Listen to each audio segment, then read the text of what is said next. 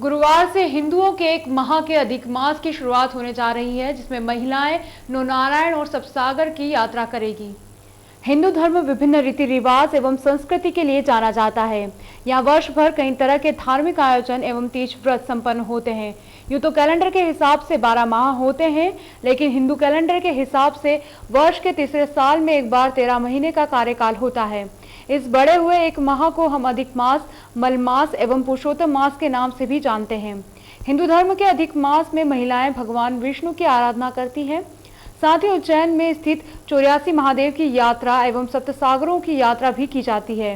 इस पूरे माह धार्मिक आयोजन संपन्न होते हैं, जिसके अंतर्गत भगवान की कथाओं का दौर, साथ ही दान पुण्य व्रत उपास किए जाते हैं।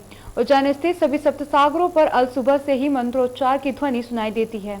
ज्योतिष पंडित अजय कृष्ण शंकर व्यास के अनुसार अधिक मास पुरुषोत्तम मास के रूप से जाना जाता है, जिसे भगवान श्री हरि देवों के तिथि मास, नक्षत्र, ग्रहों के सौर मास 365 दिन और चंद्रमा के 354 दिन के बीच के मध्य की वर्ष इच्छाएं का समावेश अक्षय तिथियों के रूप में किया गया।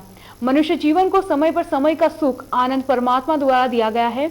प्रत्येक दिन श्री हरि की कृपा से शास्त्रों संस्कारों के ज्ञान जीवन धन्य करने वाले का धन्यवाद आभार के रूप में अधिक मास पूजा, आराधना, दान, सप्तसागर, नौनारायण, 84 महादेव की यात्रा, भागवत कथा पारायण, मंत्र जाप ब्राह्मणों से करवाने से अक्षय पुण्य फल प्राप्त होते हैं। प्रत्येक तिथि के भी दान होते हैं, जैसे अन्न, वस्त्र, स्वर्ण, धातु, पात्र, रत्न, मालपुआ, खीर, मूर्ति की मनुष्य के उपयोग में आने वाली वह सभी सामग्री जो मानव देह को संचालित करती है। जाने अनजाने में यह सब नहीं होने पर मन को देह, सत्य, माता पिता की सेवा, त्याग, तपस्या, समर्पण होना ही शास्त्रों में कर्म धर्म का फल बताया गया है।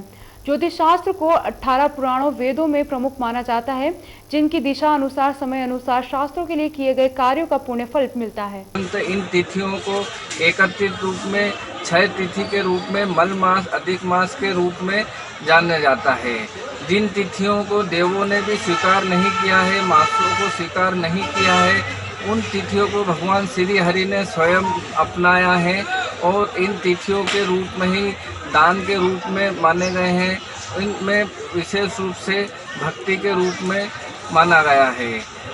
सभी शास्त्रों के प्रमुख रूप से हम ज्योतिष शास्त्र को मानते हैं, जो वेद 4 स्तंभ के रूप में है। पुराण हमें जीवन शैली के रूप में हमें जीवन शैली सिखाते हैं।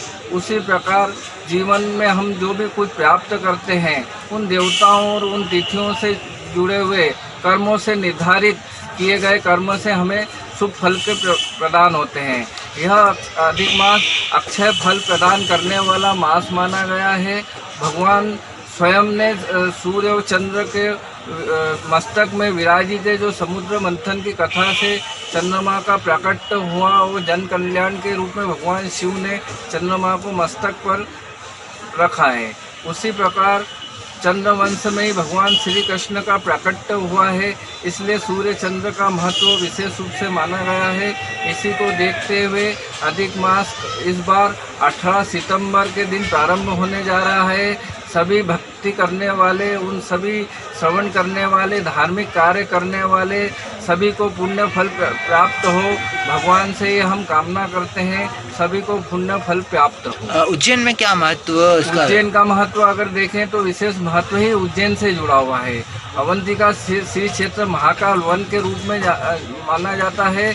यहाँ पर ज्योतिर्लिंग, दिव्य ज्योतिर्लिंग महाकालेश्वर स्वयं और सभी लिंग जो 84 महादेव है, सब दिव्य ज्योतिर्लिंग के रूप में उपस्थित है, जिनके दर्शन करने मात्र से 84 कोटि योनियों से व्यक्ति मुक्त होता है। सप्त सागर, जिन सप्त सागरों का उल्लेख आया है, वह सप्त सागर उज्जैन में ही उपस्थित है।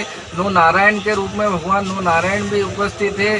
समुद्र की कथा के रूप में हम उज्जैन को मुख्य रूप से हम ब्रह्मांड का प्रमुख केंद्र बिंदु के रूप में मानते हुए आए हैं।